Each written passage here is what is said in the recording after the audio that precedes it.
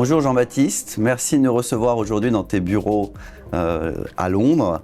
Alors aujourd'hui, on ne va pas parler d'AG, nous allons parler du secteur des logiciels. Mais avant de nous lancer, est-ce que tu pourrais, s'il te plaît, te présenter, nous parler de ton expérience et de ton rôle chez AG? Écoute, avec plaisir. Au premier chef, bienvenue. Chez nous, comme tu le disais, à Londres, chez AG.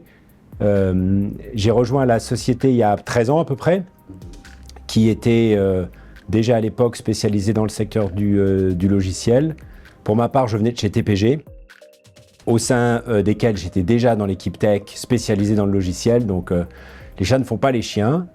Et AG exécute sur notre stratégie de spécialiste dans ce secteur depuis à peu près une vingtaine d'années. Et pourrais-tu nous parler de l'évolution du secteur des logiciels durant les 20 dernières années et peut-être expliquer ce qui a déclenché en fait l'intérêt des fonds de buy-out pour ce secteur? Écoute, avec plaisir. Alors, si je repars 20 ans en arrière, il y avait plusieurs facteurs qui gardaient un petit peu, qui gardaient les fonds méfiants vis-à-vis de ce secteur. Le premier, c'est la nature asset light, comme on dit, excuse-moi, on s'était promis de ne pas parler franglais, mais nous y voilà. On est obligé. Du secteur. Évidemment, quand on réfléchit au private equity des années 2000, les gens aimaient bien l'acheter de la distrib, des actifs, des usines, de l'immobilier.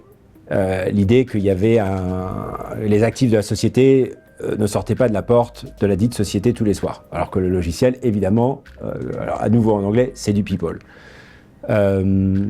Deuxièmement, il y avait l'angle tech qui forcément faisait peur. Question de prévisibilité par rapport, encore une fois, à des choses plus formulaïques comme la distrib, par exemple, où tu as des unit economics par magasin et ensuite tu fais tes maths. Et puis, j'ai envie de te dire la troisième chose qui me vient à l'esprit, parce que ça, c'est vraiment des coups de fil que j'ai reçus pendant les 5 ou 6 premières années de ma carrière, qui est « t'es complètement fou, il n'y a pas de marché ». Le logiciel, ça existe aux US, mais en Europe, il n'y a pas de marché. Il y a trop peu de boîtes, elles sont trop petites.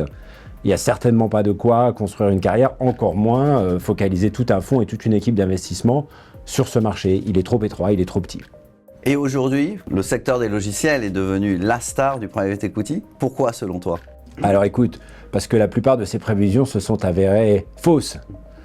Le secteur du logiciel, de notre point de vue, était déjà attractif dans les années 2000 quant à ses caractéristiques de sécurité, de récurrence.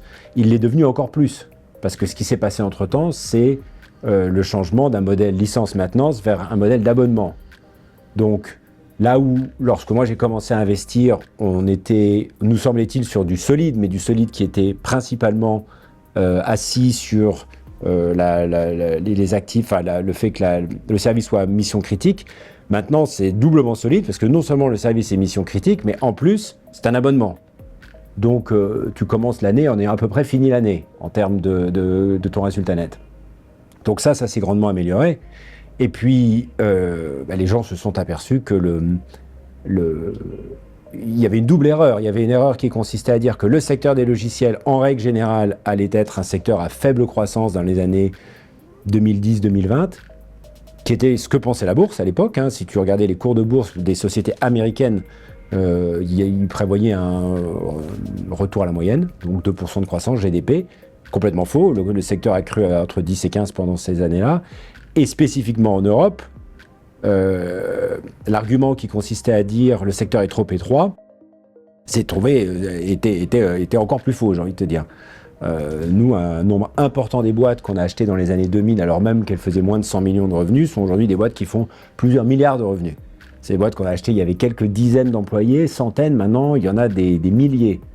Et donc, la croissance du marché a doublement surpris, j'ai envie de te dire, à la fois au niveau macro mondial et spécifiquement au niveau européen. Et pour toi, alors, en quoi est-ce que ta spécialisation dans ce secteur te donne un avantage compétitif quand tu investis dans des éditeurs de logiciels en private equity? Alors écoute, je pense qu'elle te donne un avantage compétitif à 3 titres et on va peut-être faire un double clic sur le dernier un peu plus tard, mais La première raison, j'ai envie de te dire, en tant qu'investisseur, dont le but est de déterminer si une société est bien positionnée sur son marché, si elle va croître, si elle va créer de la valeur pour ses actionnaires, forcément avoir toute cette compétence sectorielle sans être trop pédant, c'est juste cette banque de données de précédents, le fait que tout le monde autour de la table ne fait que ça toute la journée, bah, ça te permet d'éviter des erreurs, parce que les erreurs qui ont déjà été produites ne le seront pas. Et comme je le dis souvent, ça veut dire qu'en tant qu'investisseur, tu utilises beaucoup plus ta mémoire que ton intelligence déductive. Et franchement, la mémoire est probablement beaucoup plus fiable que l'intelligence déductive chez la plupart des gens, en tout cas chez moi. Et donc, 90% des problèmes se sont déjà posés. On a étudié quelles y étaient les réponses adéquates et on peut les dérouler. Vis-à-vis des équipes de management que nous backons, qui reste quand même notre cœur de métier, les avantages sont multiples. Ils parlent avec des gens qui vivent dans le même écosystème, qui ont la même carte du club, et ça va plus vite. Ils rentrent eux-mêmes dans un écosystème, ça c'est vraiment... J'étais encore à un dîner avant-hier où ça a été extrêmement fort de la part des managers. Ils rentrent dans un écosystème, ils ne sont pas tout seuls. Ils savent qu'ils rejoignent un ensemble de boîtes qui ont une communauté d'intérêts, vu qu'elles ont un actionnaire commun, qui se posent grosso modo les mêmes problèmes au même moment, et qui peuvent échanger au top niveau, au niveau fonctionnel, assez profond dans ces organisations.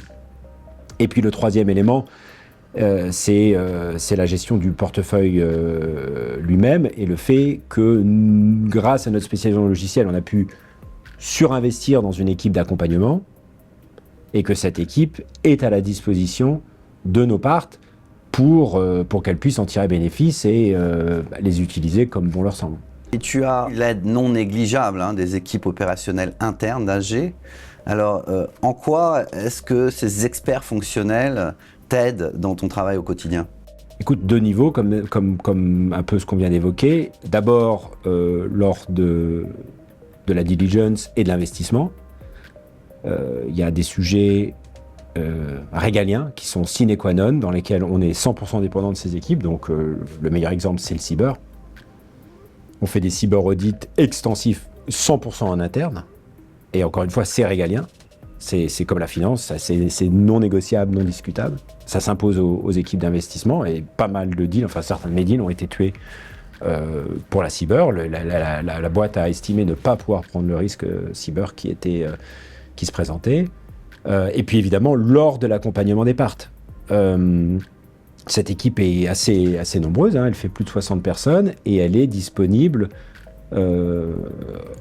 en tant que de besoin, en mode on la rend disponible, on essaye de pas forcer nos participations à l'utiliser parce que grosso modo rien de bien ne se produit lorsqu'on est dans cette dynamique, mais je pense qu'on arrive quasiment unanimement à convaincre nos managers qu'il serait vraiment dommage de se priver de ce pool de ressources qui est très compétent et qui en plus est assis à cette jonction de ces 50 boîtes en portefeuille qu'on a dans le même secteur et donc qui a un accélérateur formidable de changement.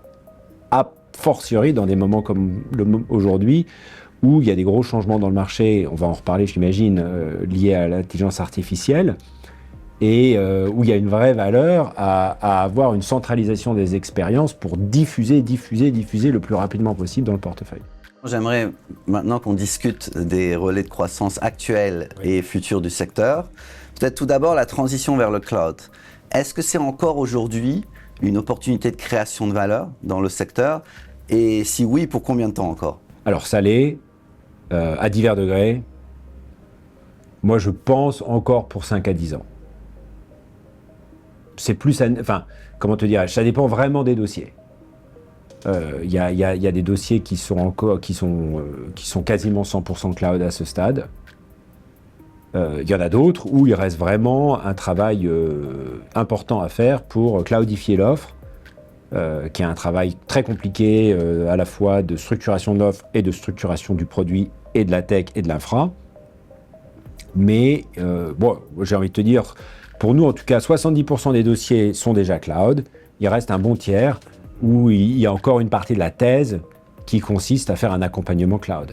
Est-ce que ça dépend des des marchés finaux, donc je sais pas, industrial tech ou des choses comme ça, où il y a plus de choses à faire. Absolument. Ouais. Plus tu es sur des marchés conservateurs, réglementés, verticaux, nationaux, plus tu es loin du cloud, pour la faire courte. Donc si tu es dans la santé, si tu es dans la tech industrielle, la tech régalienne, tu es généralement loin du cloud. Pas que pour des mauvaises raisons, par ailleurs, parce que il y a des exemples récents qui montrent à quel point le cloud, bien qu'étant extrêmement bénéfique sur beaucoup d'aspects, comporte des risques en termes de cyber. Et puis, il y a aussi des setups, enfin des configurations qui se prêtent moins facilement au cloud. Si tu installes un logiciel sur une machine, dans une usine, sur une chaîne, c'est pas impossible, mais c'est beaucoup plus compliqué de le mettre dans le cloud. Si tu fais du logiciel dans les hôpitaux, pendant longtemps on a cru que c'était difficile, on se rend compte qu'en fait ça marche, mais c'est quand même plus compliqué que de faire un logiciel pour une PME qui est sur Internet et qui va faire sa compta sur Internet. Passons à l'autre grand sujet, l'intelligence artificielle. Est-ce que c'est une menace ou une opportunité pour le secteur? Écoute, je ne vais pas te surprendre en te répondant proverbialement que c'est probablement les deux. En tout cas, c'est ce qui nous occupe. C'est ce qui occupe, pas que nous évidemment, mais l'ensemble de l'écosystème. Pour nous, c'est une occasion rêvée de nous différencier vis-à-vis des généralistes. On parlait de l'équipe d'accompagnement, l'équipe de création de valeur. On a pivoté à ce stade, j'ai envie de te dire, un tiers de cette équipe, et on l'a fait il y a au moins 5 ou 6 ans, vers l'IA. Donc on a une vingtaine de personnes en interne qui ne fait que ça. Et les gars sont tous des PhD, enfin des doctorats, ont des doctorats de Oxford, Cambridge, Paris, donc, principalement des Européens par ailleurs. C'est des gens qui sont plus faciles à trouver en Europe qu'aux US. Et ces gens-là sont, j'ai envie de te dire, complètement surbookés. J'ai jamais vu ça. Moi, j'ai passé ma vie à essayer de convaincre des CEO un peu récalcitrants qu'il fallait utiliser l'équipe de création de valeur. C'était un peu la norme, si tu veux, pendant les 20 ans que j'ai fait ce métier. Là, on n'est pas dans cette dynamique-là. On est dans une dynamique où nos CEO, nos CTO, nos équipes de management, ils en veulent le plus possible. Et donc, on a vraiment massivement augmenté la cadence. On a eu par exemple, on a organisé sur la Silicon Valley en janvier un grand forum avec les gens les plus en pointe de l'IA que tu vois dans les journaux tous les jours, qui sont principalement des Américains basés en Californie, et on a fait venir tout le portefeuille. Et on y a passé une semaine. Et depuis, on en parle en permanence. C'est vraiment une très forte initiative, et je pense, encore une fois, un cas critique qui montre la valeur de l'écosystème, la valeur de l'accompagnement. Et justement, donc, pour toi, c'est une opportunité dans ton portefeuille chez AG, mais pour des logiciels basiques, est-ce que c'est pas pour le coup une menace? C'est-à-dire qu'il y a une menace que l'IA un jour les rende obsolètes? Écoute, nous, notre stratégie d'investissement a plus ou moins toujours consisté à dire qu'un logiciel basique était menacé. Oui, dans tous les cas. Tu vois, on a vraiment une stratégie qui est focalisée sur les logiciels mission critique, à très forte valeur ajoutée, à très forte richesse fonctionnelle et à très forte pénétration au sein d'une base d'utilisateurs. Si je prends la boîte dans laquelle on a investi en France cet été, qui s'appelle Evalua, c'est des dizaines de milliers d'utilisateurs dans les plus grosses boîtes du monde, sur chacun des deals qu'ils font. Et l'accès à des données critiques, c'est aussi essentiel. Et l'accès à des données critiques, non seulement l'accès, mais la détention au sein même de la base de données et de ces données critiques. Donc, on touche, si tu veux, à ce qui pour nous sont les caractéristiques les plus importantes qui vont déterminer qui sont les gagnants et les perdants de l'IA. C'est la profondeur fonctionnelle de ton logiciel et la profondeur et la criticalité des données qu'il a. Et on se rend compte de plus en plus, et ça c'est là que l'équipe d'accompagnement vraiment en jeu. Tu as ce qu'on appelle ta stratégie des données. Et ça va, la monétisation, mais bien avant ça, c'est la façon dont ton infrastructure de données est structurée. Et là, ce dont on se rend compte, nous semble-t-il, c'est que les gens qui ont parlé du cloud avant, qui ont investi, comme nous on essaye de le faire depuis des dizaines d'années, chaque année pour upgrader leur stack, pour être sur le cloud, eh bien, sont à même de bénéficier de l'IA. Ceux qui ont loupé une ou deux marches, et le secteur étant ce qu'il est, n'ont pas forcément été sanctionnés pour ça jusqu'à présent, parce que un logiciel, on le sait tous, c'est quand même quelque chose qui est assez... c'est difficile de s'en débarrasser. Là, nous semble-t-il, il y a vraiment un risque. Parce que dans le monde de l'IA, on vaut la criticalité de ces données et, encore une fois, la capacité de les exploiter. Et qui est très dépendante de la façon dont ces données sont structurées, est-ce qu'elles sont siloées, etc. Et selon toi, lorsque tu regardes tes sociétés en portefeuille, quel est le potentiel d'amélioration des marges grâce à l'IA? Et est-ce que tu penses que tu devras partager une partie de cette amélioration des marges avec les clients de tes sociétés? Alors, le potentiel, il est très important. Et ça va à une vitesse considérable. À peu près sur toutes les fonctionnalités d'une boîte de logiciels. Peut-être un peu moins la vente et l'avant-vente, mais alors le support, n'en parlons pas, la capacité d'une IA à déflecter, comme on dit, des tickets de support, elle est très importante. Et alors sur la production du logiciel, sur toute la partie R&D, alors là c'est considérable. C'est-à-dire que nous on est passé de budget rien que pour cette année qui prévoyait 10 ou 15%, comme on fait quasiment tous les ans, d'augmentation de notre base de développeurs pour aller produire du logiciel, apporter de la valeur à nos clients. Bon, là on est à peu près sur l'ensemble du portefeuille en fonctionnement à périmètre constant pour la première fois depuis 20 ans, tout en apportant la même valeur aux clients. Moi, j'anticipe que dès l'année prochaine, on soit probablement à périmètre décroissant sur notre base de coûts, alors même qu'on apporte plus de valeur. Que il y a plus de fonctionnalités qui sont appliquées dans l'utilisation, que la capacité à refactorer du code ancien augmente, à nettoyer des bugs augmente, à créer des tests, non pas que juste des tests unitaires, des tests complexes, alors même que l'application est écrite, augmente. Donc, je pense qu'on va produire plus, mieux et beaucoup moins cher. Enfin, c'est plus que je pense. À ce stade, franchement, c'est en train d'arriver. C'est en train de se produire. Partant de là, ta deuxième question, elle est valide. Faudra-t-il, et si oui, combien, rétrocéder une partie de ces gains de productivité aux clients finaux? Pour l'instant, aucun signe de ça. Mais on est un petit peu au début quand même. Nous, on s'y prépare en tout cas. Dans nos plans d'affaires, si tu veux, on ne fait pas l'hypothèse qu'on va pouvoir garder franchement, parfois des dizaines de points de marge supplémentaires et en bénéficier intégralement. Donc, on fait l'hypothèse prudente de rétrocéder une partie de ces gains de productivité. Voilà, je pense que c'est une hypothèse prudente. L'histoire du logiciel montre quand même que c'est une catégorie qui a du pricing power, comme on dit, et qui, historiquement, lors des autres sauts technologiques, a grosso modo conservé la valeur. Une dernière question qui me vient à l'esprit sur l'IA. Justement, tu parlais d'aide technique, et justement, l'intelligence artificielle va permettre de résoudre plus rapidement les sujets de dette technique, permettre de réécrire des codes de manière plus rapide et plus efficace.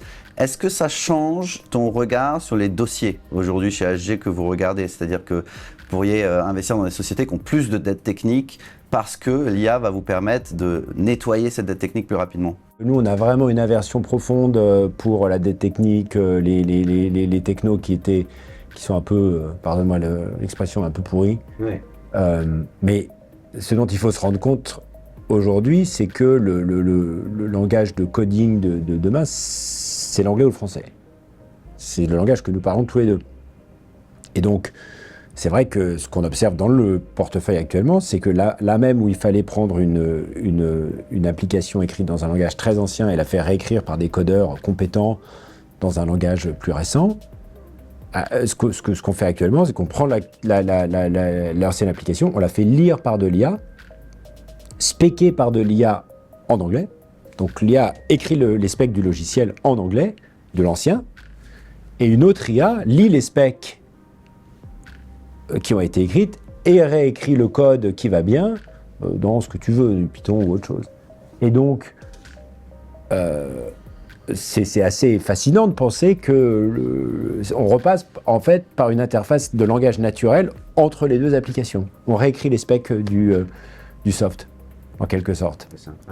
Voilà. Alors, je pense qu'on en est qu'au début et je vois la possibilité de ce que tu dis, mais on n'y est pas. Enfin, en tout cas, Edgy n'y est pas. Si on parle des valorisations, bon, elles sont clairement élevées, elles ont toujours été élevées. Comment est-ce que tu justifies les prix élevés que tu paies à l'acquisition? Comme tu le dis, les valorisations, alors je ne dirais pas qu'elles ont toujours été élevées, mais ça fait une bonne douzaine d'années qu'elles sont élevées. Nous, si tu veux, on est là pour avoir une très fine connaissance des valorisations de marché. Pour savoir là où se positionne un dossier par rapport au prix du marché, afin de savoir si on surpaie ou non. Ensuite, prévoir l'évolution du marché. Ce qu'on observe sur le logiciel depuis justement une quinzaine d'années, c'est que, en définitive, ce qui détermine les valos, c'est pas tant le multiple depuis 15 ans. C'était un peu le cas dans les années 2000, mais depuis 15 ans, c'est pas tant le multiple, c'est essentiellement la croissance des profits, enfin de l'EBITDA, si c'est ce que tu utilises comme agrégat. Et ça, on a fait des études assez poussées qui montrent sur les marchés publics, c'est la même chose. In fine, les multiples, ils partent dans à peu près tous les sens. Alors oui, tu peux avoir des très belles affaires sur 2 ou 3 ans, mais c'est le mauvais calcul. Le calcul, c'est vraiment celui de